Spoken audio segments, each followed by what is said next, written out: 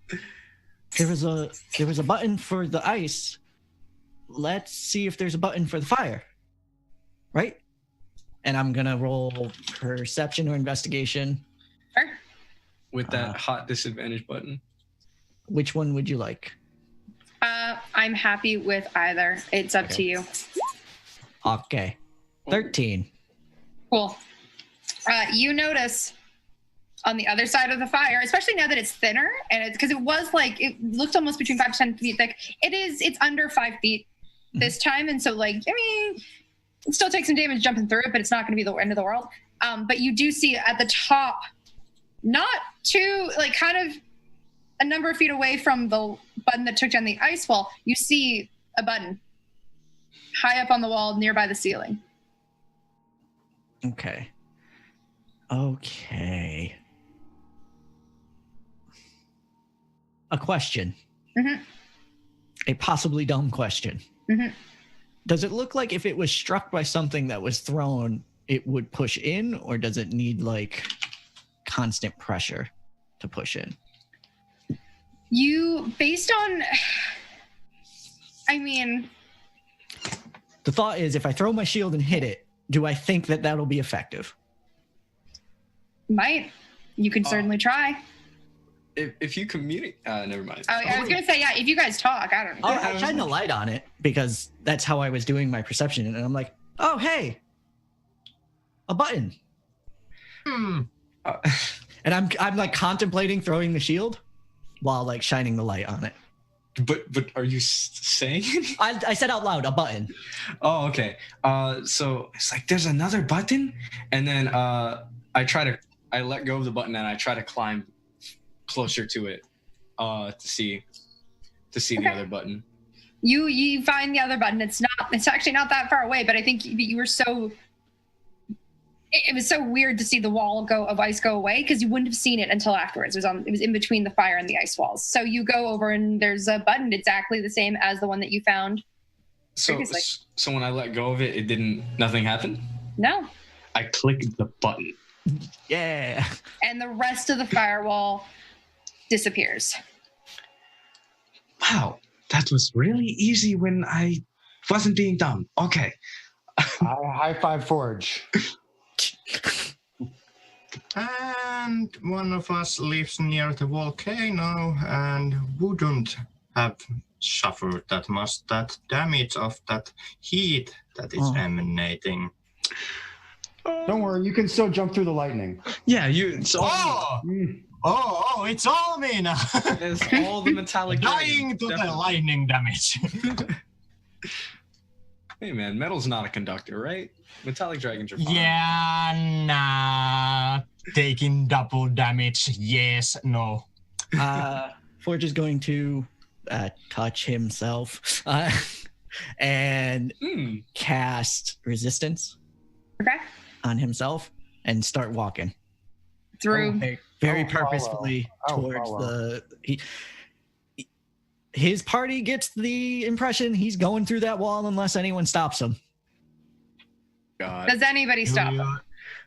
I'm on the ceiling. Do you chant something if you cast that resistance? Yeah, it has a vocal. My headcanon is always that magic vocal components are just the name of the spell. He just goes resistance, and it's full anime. Yeah. You got this. As a 1/3 spellcaster, can I identify that spell that he's casting? Yeah, you can probably pick up on what it's probably doing. Okay. I'm not gonna stop and say, well, we're gonna see if he dies on that wall. Mm-hmm. So nobody's stopping him. Yeah. I'm too far away. I'm on the ceiling. I'm not jumping down. Stop him if you wanted to. That's true. I'm remember, Forge, it will hurt. Yeah. Don't get hurt. It probably will hurt a lot. Keeps walking. Keeps walking. All right, so you approach the lightning wall then. Correct. Excellent. And you are just gonna go straight through?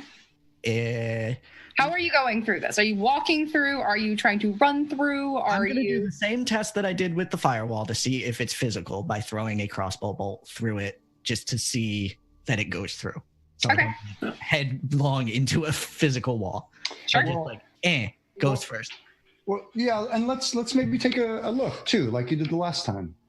And I'll go up and I'll just look around and see if there's anything newly revealed to us. You can Roll probably- perception.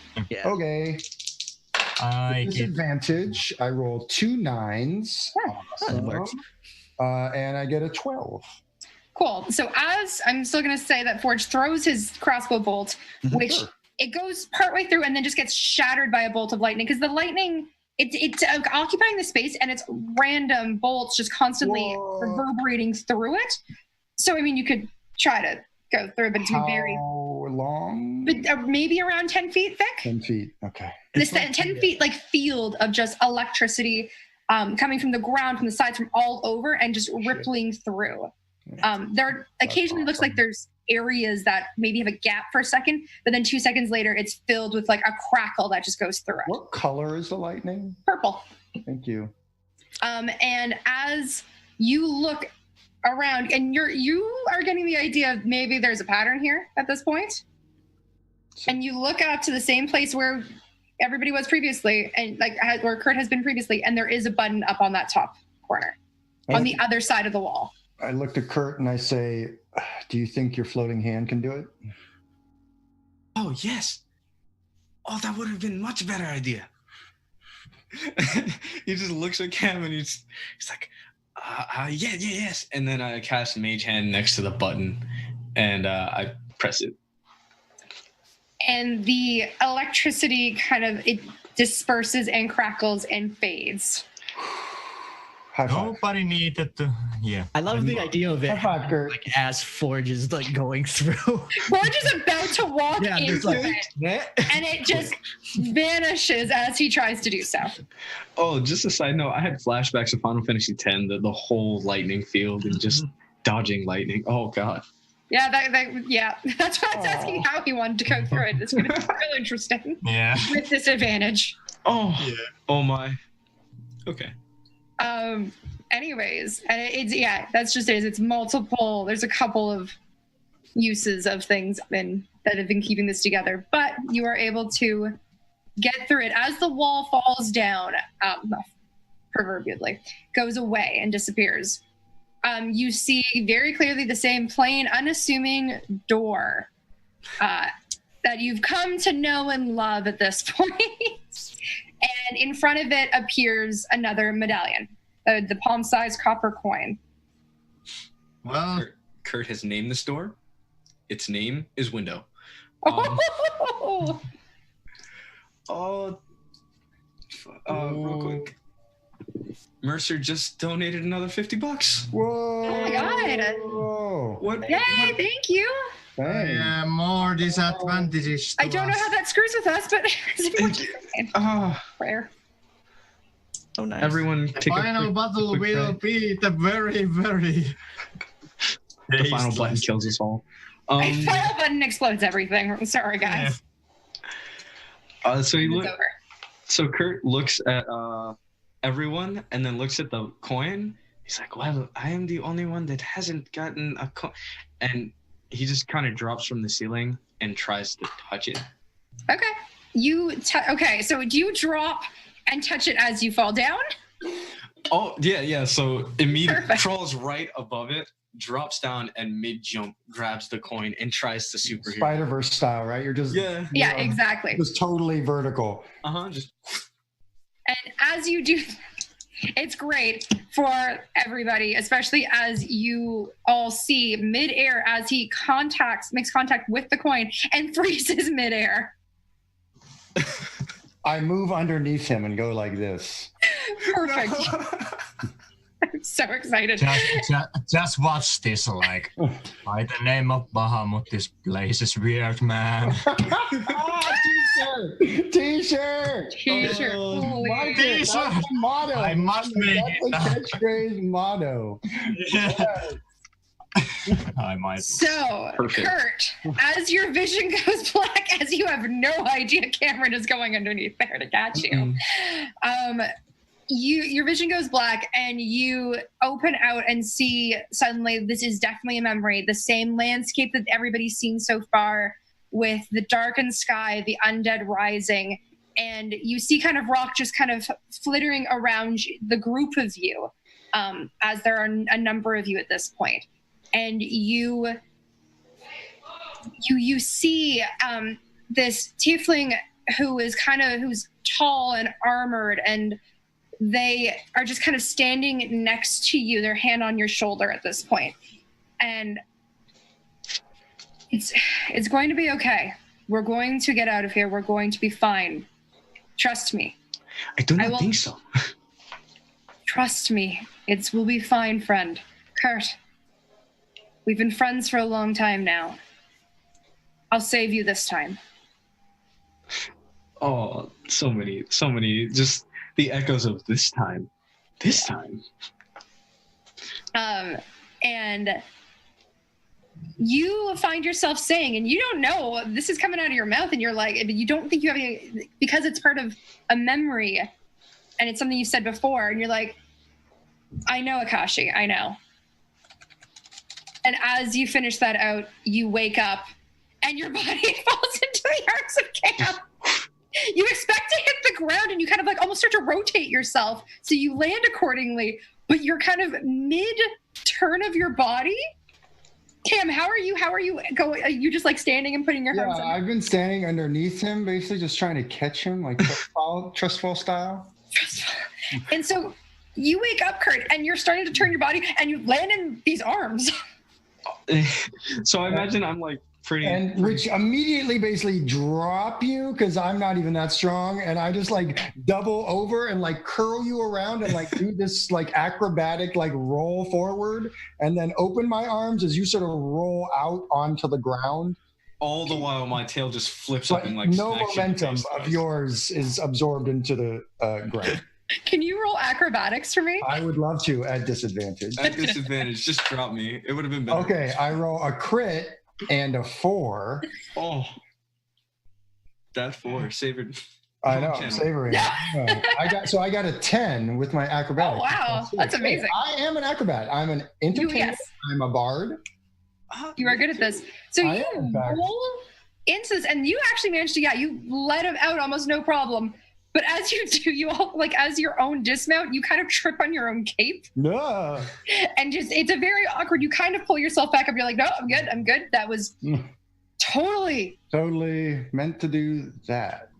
Like the idea that Kurt's tail is just kind of in Cam's mouth at this point, just somehow by some bird. Yeah. The tail is. And he's just like playing it off like it's no big deal. I think Weird Bahamut just donated. What? What's happening? $26.50. Let's go. Oh my god. Yeah. That's I love awesome. it. I'm so excited to hear what we get to by the end of this stream. Yeah. It's been great. Wonderful. This is great. I love this. We are well over the goal. Thank God. So. Yeah. Oh no, we are at Bahamut. Oh my gosh. All right. Why? Go. Oh, Somebody goodness. just made an account for Created an NPC. Okay. Thank you. Okay, cool. Actually, yeah, please do, because that's going to impact the entire next half hour. I'm so excited, actually. That's amazing. I'm so excited for this. This will be fun. Cool. So you're out on the ground, and I like look at you, and I'm like, what? What did you see? I saw someone named Akashi. We have been friends for a long time, and he said he will save me this time, which made me think, when has he not saved me, and why have I not been saved? Maybe. Where are they? You just saw a tiefling, did you? I did. I saw us and Fire Genasi. Oh yeah, our rogue friend. The rogue friend. I did not see the rogue. Maybe we are all are connected. I told you, we are definitely connected. Come on. There's no way we'd be in this dungeon together. I mean, like for a this brief if we weren't. second, me and Cam were connected platonically. I mean, your tail was in my mouth. Interesting. Yes, Not but the first, not the last. where is our fire genasi and tiefling friend then? Yes, odd friends. This is strange, and well, maybe we just continue and see what this leads. Just see the frustration in Kilari's face. Oh. All right. So you guys have it. You're still on the other side of this. You haven't unlocked. You haven't opened the door yet. There's a door though still, and you did hear that subtle unlock noise, which you've come to know and love by this point. If no one else will, I'll just open the door. All right. You open up the door and you walk in. You open up to this circular stone room. Looks very much similar to a lot of the other rooms you've been in, or at least similar feel and vibe. However, instead of a door being on the opposite side, there's a door in the middle of the room. Just like freestanding door. I like it shaking it up. We're in a circular room instead of a square one. That's true. We had a rectangle. We're getting the shapes down. We're getting our shapes down, guys. Yeah. Fucking love it. All right. Forge failed geometry. He's not happy with this. Oh, what about the sacred shapes? Sacred geometry. Come on, man. Anything else in the room? Yeah. I was gonna say. No. I immediately look up because a lot of fear. Just I look up to see if there's anything above us. Nothing. Nothing. There is this Good call. door that is in the middle of the room, and it's just there. Cool. I look at the party and then I'll try to mage hand the door open. Cool. Party, do you disagree with it? Do you do anything? No? Forge gives a nod. Just I'll go into the room. So Cool. yeah, so I'll walk in and then Kurt will go, Raven Queen, please do not fail me now. And then it just the three-palmed mage hand just tries to open the door.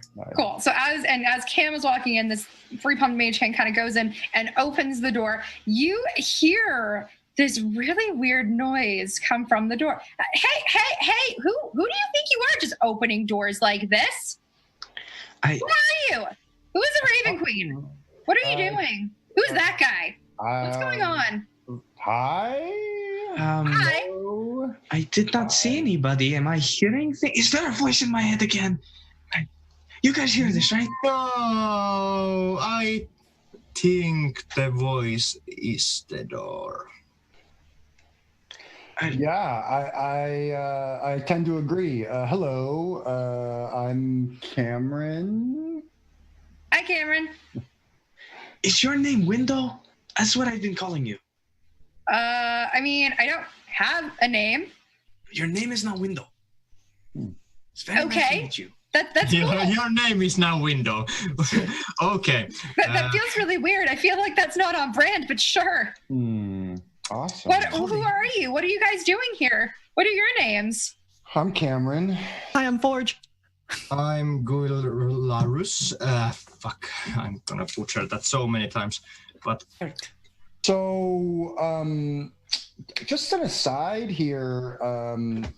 In my previous life, before I became an entertainer, I was a trained wood carver. I was gonna say, if you say carpenter, this is brilliant. I have my wood carving tools with me in my backpack. My. I don't know if there's any deal we can work out, but me and my friends are trying to get out of here. Oh, Know the way out of here? I mean, I think. Are you Side note, Let's Play TW, donation of $100. Whoa! god. Sorry, What's happening right now? Oh, Yeah, holy shit is right. My God. 100. A lot higher. Nice. Oh my Thank That's you. god. like Oh my God. 97 euros. Yeah. Or as I call them UK dollars. I'm really bad. UK dollars. Wait, hold I call yours before. our goal was 300 before. Unmade added 100 to the goal, and we just. Bye. Hey, we are awesome. Anyway. Thank you very much for Thank that you. $100. Thank you so much. Amazing. Best community NA. I love you people. Anyways, there, yeah, door's just like, or window, I guess, and is now has been named. Yeah. So you're trying to get out of here? Yeah. Do you know the way? I don't know. I'm just a door. Can you open? Are you asking me? That seems awfully forward. I mean, would you like? Do you eat? Do you want dinner? Are you hungry? I don't know what the niceties here are. No, Davi. Just speak from your heart, Kurt. I don't know if I can eat. I'm a door. What's on the other side of you? That's a great question. I can't really. I mean, I just exist. I can see you guys, and I think there's more room around me. But I'll tell you what's on the other side if you want to know, but you have to open first. can't you just go around? Don't think that's how. Forge walks doors around. work. I don't think. I think you're a special door. You're one of the. Oh, best that's doors really I've ever sweet of seen. you. Yes, that is why you're named Window, because you are special. But I thought you No. named all the doors window. No. Were they Why not? not get a different name? Were they not all you? No, I'm my own door. I'm sorry. You look. I bet You you all said look. that to all the doors. Are you saying all the doors look the same? Oh no! I'm so sorry. And he just feels so defeated, crumples down into his little ball again, and he just. Is there like, if I walk across the room, is there another door? Deception at some point. Like if there's middle of the room is one door, and is there like? Oh, he doesn't like the that wall, door. the original door that doesn't speak to us.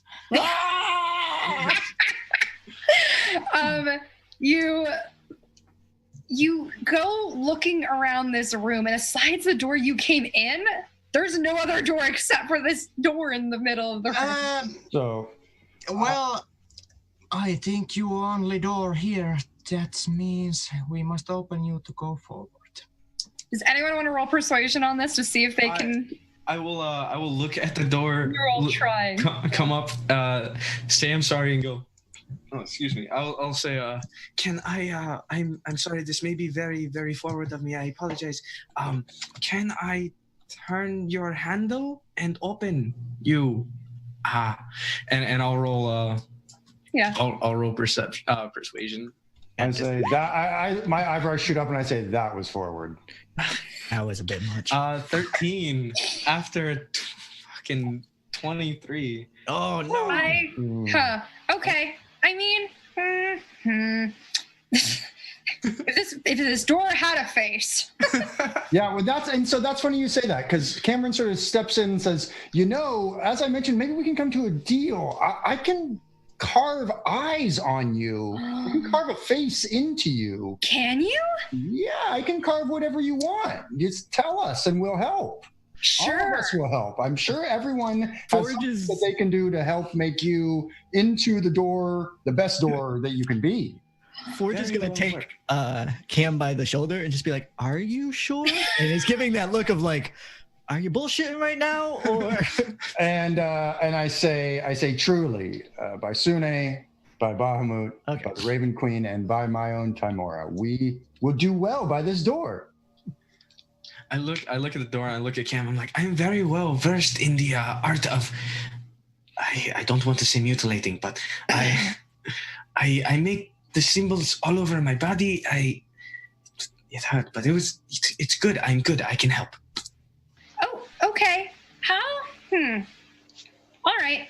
I'll let you do that. How about I don't know what I want. I'm not sure if I really want eyes. I kind of just see all around. That'd be really weird if I had eyes. Then you guys would look at me in the eyes, and I don't know. What if they were not pretty eyes? Then really I wouldn't want. And it starts like rambling at this point. They will be the most pretty eyes. As many eyes as you want. They will be gorgeous. And the door says, door, now known as window, says, right, well, I'd like it if each of you put something, engraved something. I don't know what, maybe it's just something that means something to you. Maybe it's something cool. Maybe you look really cool. But yeah, I'll go with it. Huzzah.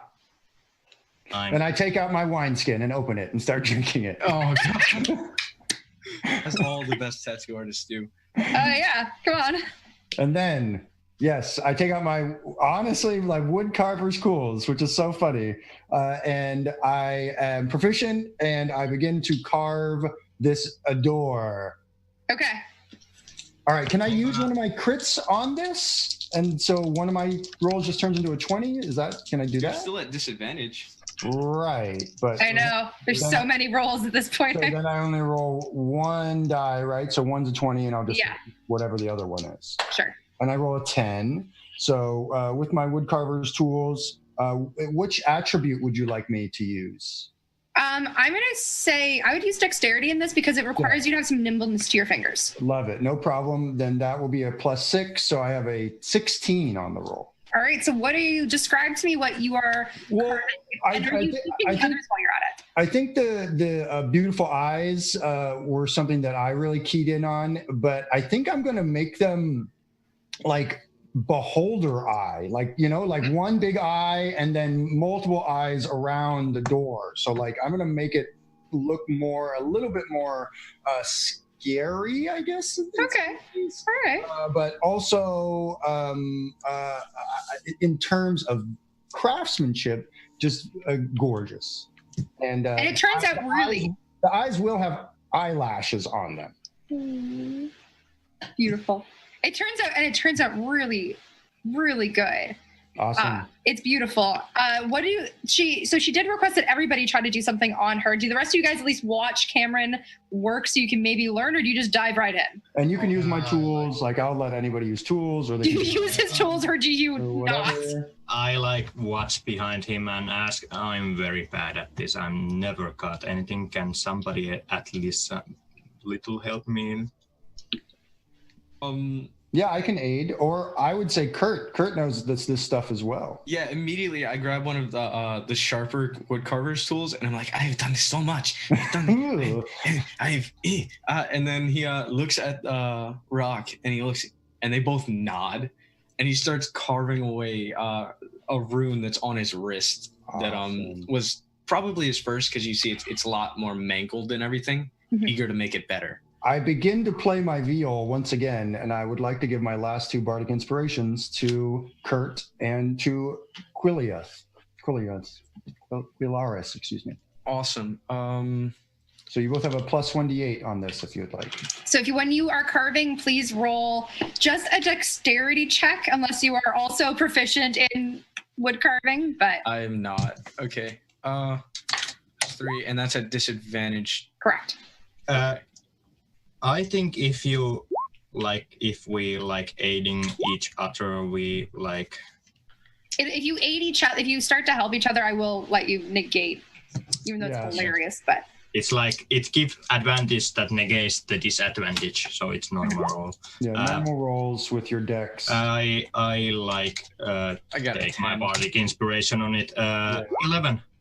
Nice. Cool. 11. So I rolled 8 and then 1d8, so it's 3. So it's 11. Both of you are able to accomplish something that looks. It's not nearly as nice as what Cameron did.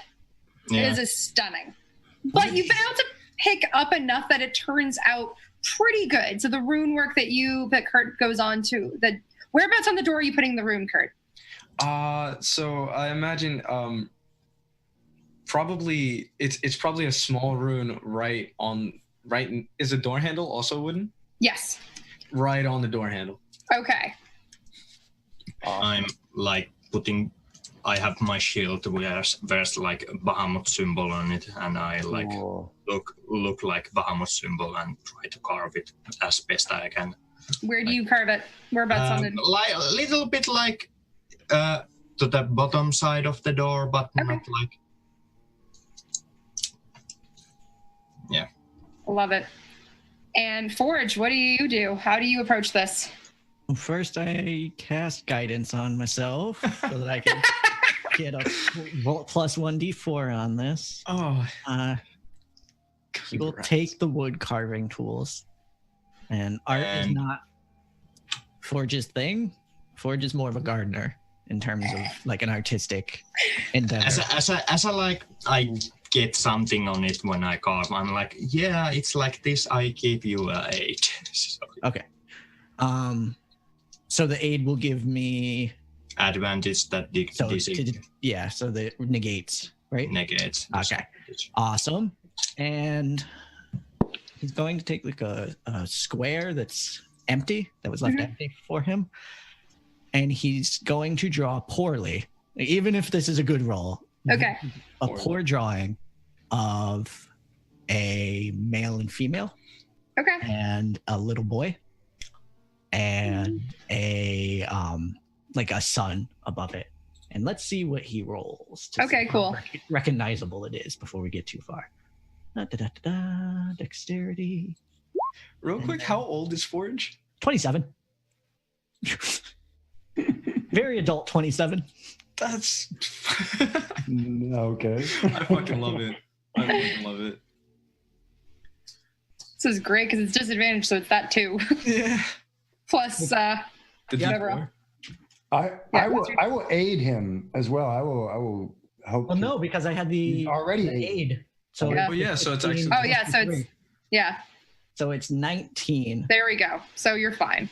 So actually, it's better than you expected it to turn out. It's still not great because you said it wasn't going to be great, and I'm not going to take that from you. I would say it makes it recognizable. Yeah, it's at least distinguishable. You can tell that the male has the same wavy hair that Forge has, and that they're all holding hands. Nice. And when he stops, he's got like the smile's gone. Like he has like a very somber look, and he just gets up and says, "Okay, I put what means something to me." And like hands the wood carving back to Cam. The door has been taking this all in because this takes time and is a process and whatnot. And it kind of just takes all in. And when you finish, because you probably took the longest time, Forge, too, with this, you're probably the slowest. And as you kind of finish and you step back and you hand Cam the tools, the door, you kind of hear just a soft noise kind of leave from the door. Just be like, oh. Well, thank you, everyone. This is beautiful. I hope.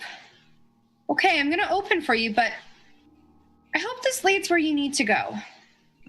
Hopefully. I hope you enjoy everything that comes to you. Thank you. I'll never forget you, Winnie. Yeah. Thanks for being cool. Hey, let's all hold hands as we go through. Did I just get a nickname? I have a nickname. As the door gets kind of excited about this. You have 4 friends too. Oh, yeah, no. All right. Well, here goes nothing. And you hear there's apparently been a lock this whole time, and unclick. Who is the one that opens it? I haven't. I will. But yeah, go. Go for it.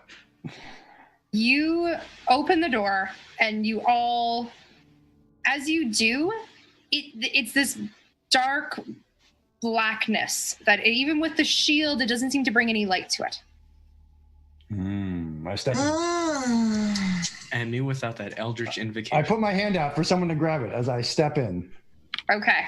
Who grabs Cam's hand? Me. Kalaris. Who goes after Kalaris? Is anybody? Kurut, do you have that invocation? I do not. Oh. I do not have that, unfortunately. So I will grab onto Kilaris's hands and then grab Forge is the last one that goes, right? It seems Forge. like. Yep. So We're I just grab taking Forge. a little time looking at the drawing. So Oh. you like grab him while he's distracted. And pull him over. Oh, and I just kind of drag him in and was like, "It's time to go. We have to go," and it just walk right in.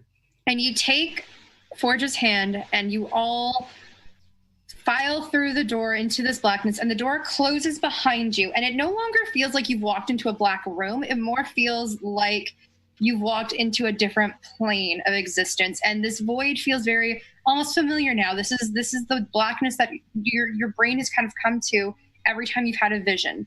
And you all look out and suddenly see the exact same thing as if you were there, reliving it again, still holding hands in this case. And you see the Fire Genasi as she is pointing away. You can't quite hear her voice in this moment, but you can tell that she's trying to urge everybody to run. As you see the tiefling fighter Akashi rush up and start to fight these undead creatures that are starting to come after you. They block the pathway. They block a bunch of creatures from attacking and creating an onslaught. And you feel, although you don't have any control over it, you feel your bodies turning and running. And it's the four of you running and fleeing.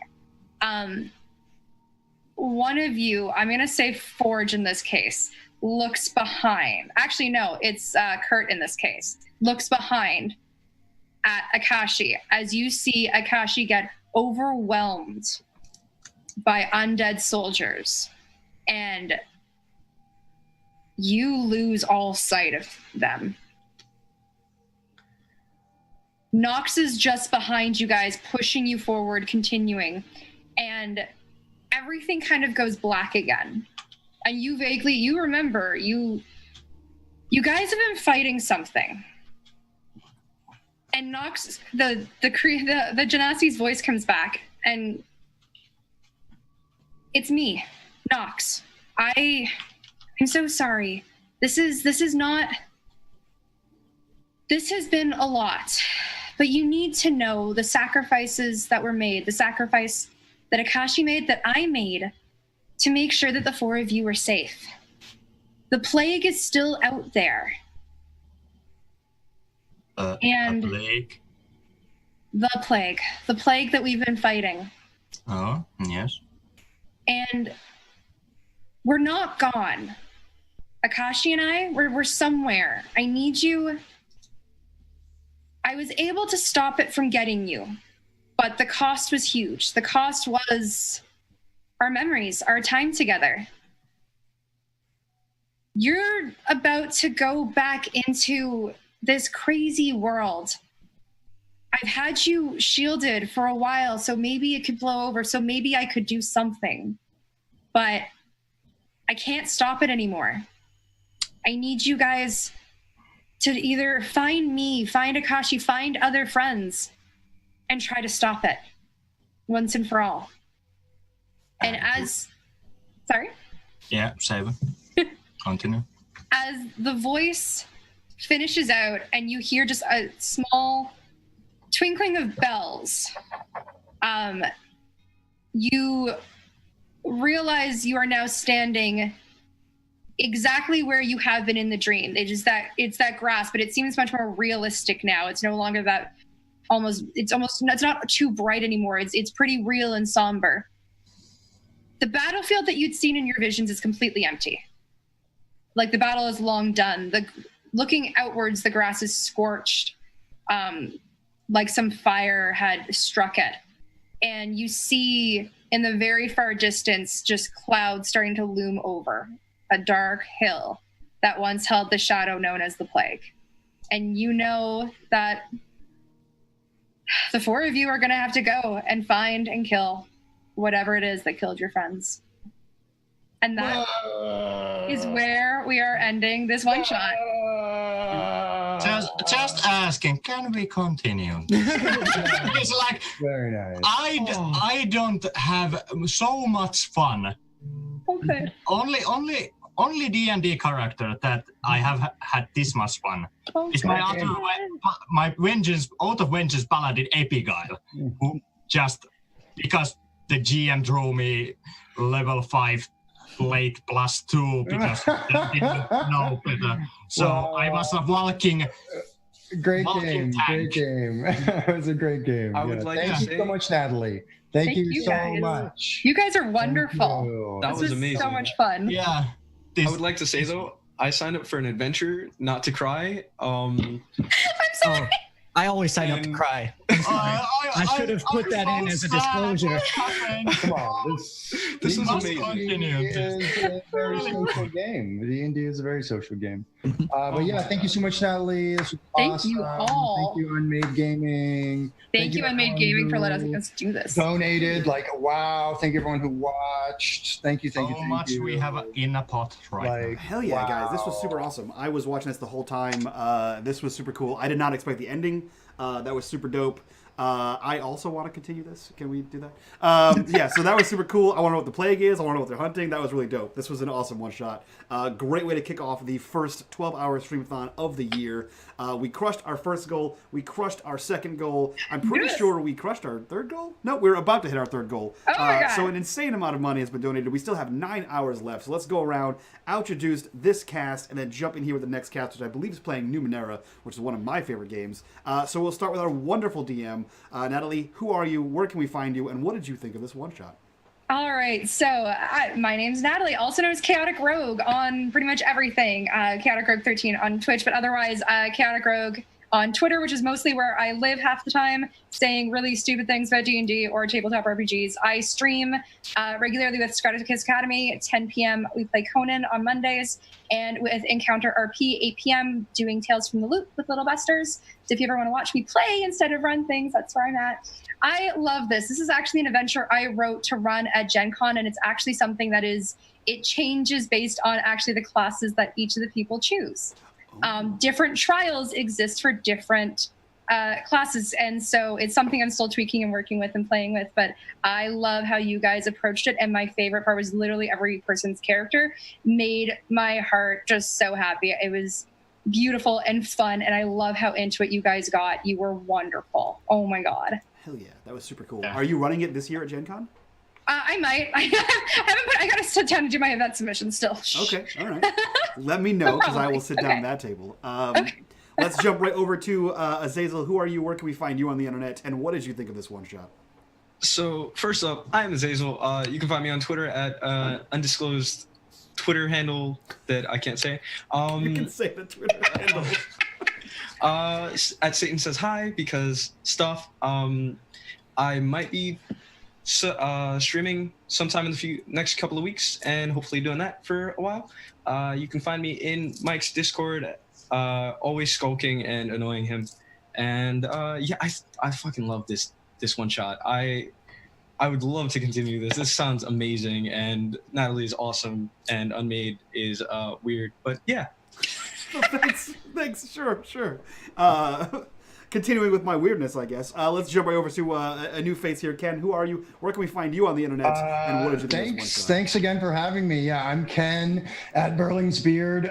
Check me out at my website, on Twitter. I am a freelance dungeon master in the Brooklyn area. I am also a co-host for a podcast called Board Ghosts, where we play diceless, DM-less RPGs. You should definitely check it out. If you're into storytelling, which is exactly what we were doing today.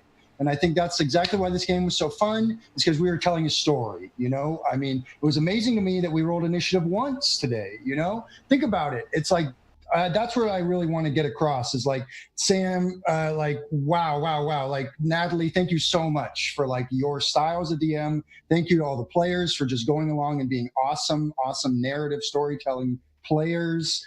D&D is such an amazing game, and you can really leverage it to be awesome. So thanks again. Check me out, Burling's Beard. Appreciate it. Of course, man. Glad to have you. Let's jump right over to Nick. Who are you? Where can we find you on the internet? And what did you think of this one-shot? I am Nick Reyes. You can find me in a number of locations, so I'm going to activate my New Englander quick talk here to try and go through all of them at once. I am a stream coordinator for Roll for Change, so that I run a charity event much like this, generally 3 or 4 times a year. I also am the GM of the ongoing Masks game every other Saturday at Roll for Change. So if you go to Twitch, Roll for Change, you can find that in the archives. You can watch all of those. I also have my own Twitch channel called Let's Play TEW, where I play a simulation wrestling game. Not much intersectionalness between these two genres, but if it is there, you can watch that. And my thoughts on this. All of the players were fantastic, and I was really, really glad to be able to play with all of you. But I want to give a special shout out to Natalie, because the way that this was built was designed to take strangers and make them friends. And it made it super easy for us to accomplish that. Like, we had to put very little effort into that because the story drove us to that point, and it was very, very well done. So awesome job by you. Hell yeah. Thank that was you. super awesome. And last but not least, Manzu, who are you? Where can we find you on the internet? And what did you think of this one shot? Yeah, I'm Santeri Turve, as you know, known also as Mansu Kinade or Mansu. I'm variety streamer on Twitch as a Mansu Kina. I'm on Twitter as Mansu Kinade, on Facebook and everywhere. And hopefully the Teespring, because that shirt must be done. And I want it when it's this available. game, I will pitch. I haven't had so much fun playing D&D just a long time. I have played much. I have played since I was 5, something like that, with my dad's leg and watching when he's play and like play. But yeah, very good adventure. I really fucking loved it. I want to see this continue because, well, I haven't played this like redemption paladin for a long time, and that makes it special. Thank you, Natalie, for our one shot today. No problem. Hell yeah, guys. Thank you guys so much for being here, for kicking off the show. Natalie, thank you so much for running this. Everyone, thank you so much for playing. Chat, thank you guys so much for watching. We have 9 hours left. We already raised $400. Let's see how high we can get this goal. Last year we hit 10,000. This year we're trying to break that goal, and we have 12 months to do it, but why not do it as soon as possible? That being said, we're going to get this cast out of here. We're going to get a new cast in here, and we're going to jump back in with some hot and fresh Numenera. So we'll see you guys back in a minute. Stay tuned. Bye-bye.